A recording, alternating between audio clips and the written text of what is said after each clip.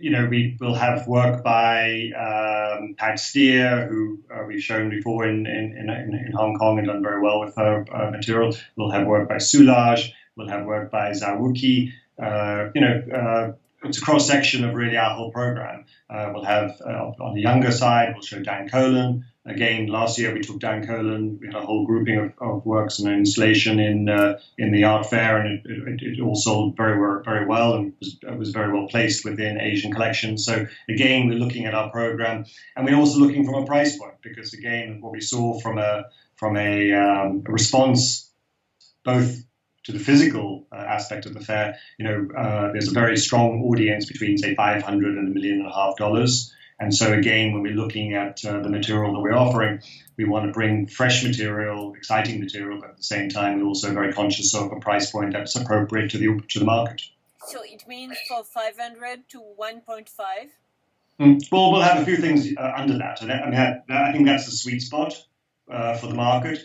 I mean, it's not just about Hong Kong. I mean, I think that's also the sweet spot that we've seen for the market at art fairs. We've just seen art fairs here in New York and art fairs took place in the Fog Art Fair, which took place in the Frieze LA, and those are the price points that we saw where people were very comfortable spending. So again, when we're looking at our choices, we want to be representative of our gallery and the program that we show.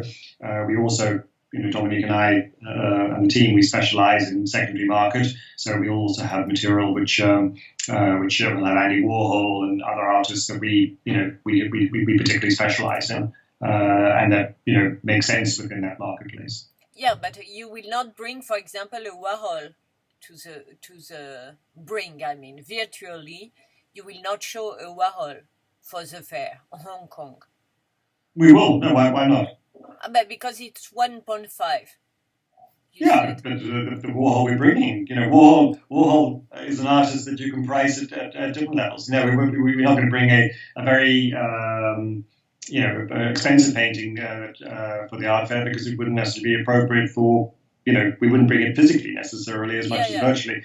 So again, it's looking for material which we feel is exciting to the market, where we know our buyers and we know ultimately what we would normally be showing in the art fair. So in the same way we brought Warhol in the past to Hong Kong, we will continue to do so. And as I say, we're really looking at our program and what makes sense. Because again, we're looking at two things. On one level, it's about material that we have from the artists that we represent, and obviously that's something which is ongoing. So we had a wonderful grouping of paintings that we brought to Taipei from Pat Steer. She did fantastically well there. We had a big academic program alongside of that, and I think that's also something which we're doing ourselves. For the last 2 or 3 weeks, a large part of our initiatives have been focusing online and putting onto WeChat and putting onto Instagram a lot of access to artist studios and to information, because again, people can't travel and are actually locked down in certain places, to give them the stimulus of seeing what's going on in London, what's going on in New York is something which is important. So recently, did you have some buyers from Asia and from China and from Hong Kong? Yeah, I think what's interesting, again, across the market, and actually we saw this last night, in times of crisis, people see opportunity. And, I had several phone calls last night from clients saying, I'm in the market, what can you offer me? So I think, that mentality of times of, especially when the stock market is incredibly volatile, where do you put your money? And people who are cash rich at the moment want to put their money somewhere. So art still functions very well. And I think one of the reasons why the auctions in the last few months have actually been very successful, quite surprisingly in terms of the total sold. It's a demonstration of that move towards art as people feel that there are not many other choices. So it means you sold some work to Asia very recently? Very recently, yeah, very recently. And I say I haven't seen, in terms of the relationships that we have, I haven't seen people stopping. I think there are people who are certainly taking more time in what they're doing, and they're certainly deliberating. I think also this is a time where we try to match seller's expectation to buyer's willingness to pay. So I think that gap is there, but it's something which we've seen consistent. I think in Asia we've always seen negotiation as part of any conversation. But you also observe a range of prices which is lower now, right? I don't think it's lower. No, I mean we still. I think you said 1.5 million. Yeah, but I don't think it's lower. That's not tailoring it to something that's happening because of the virus or because of economic situations. That's looking at ultimately what is the buying strength of art fairs, and we have seen consistently. As I said, it's not just in Asia, it's what we've seen across the board. If you talk to most dealers, they'll say that ultimately where there is, a deep level of buyers is actually in that price point. At the same time, we're selling below 100,000, and we're selling, if you go back a few years ago, we sold a $35 million painting at Hong Kong Art Fair. Would that work today online? I don't think so. I don't think online is, when people still want to see the work when it's, in that kind of price point, the advantage of selling within the range 1.5 and below is that people are able to make those decisions in many cases because of the relationship they have, and they, once they see a condition report and once they see good images and videos, that gives them the confidence to buy, even if they're not actually physically seeing the painting.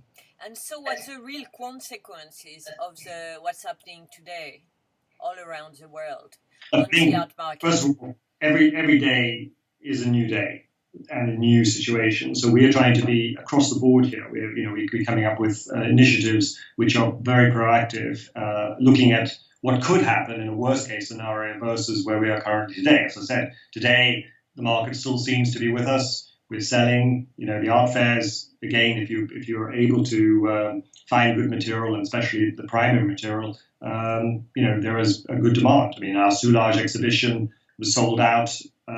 We've got big demand for Soulage. That kind of material is very difficult to get.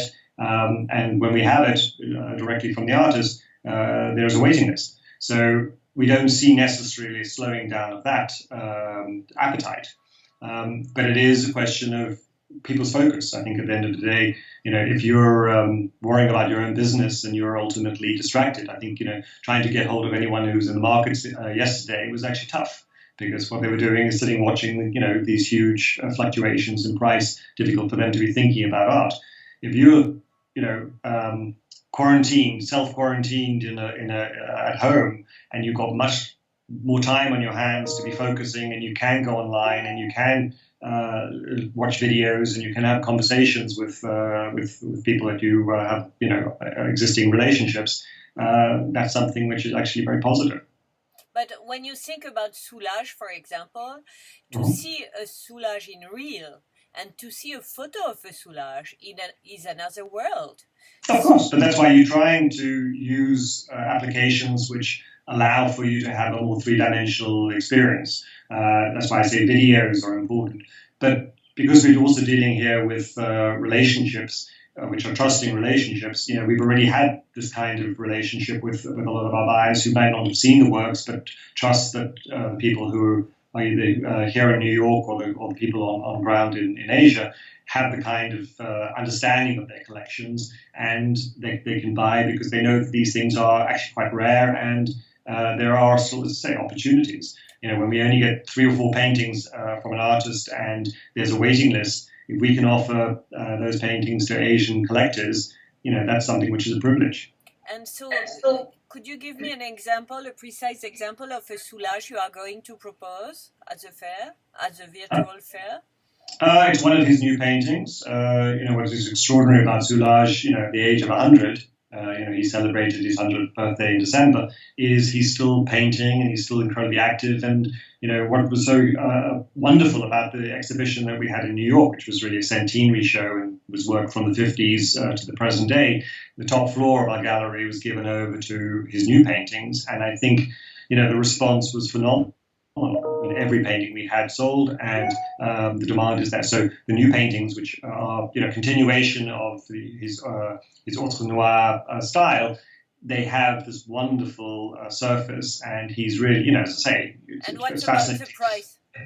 The prices are between, in euros, are between 1.1 and 1.5 million euro. So, there's no special strategy for this virtual fair. It's almost as it would be a normal fair.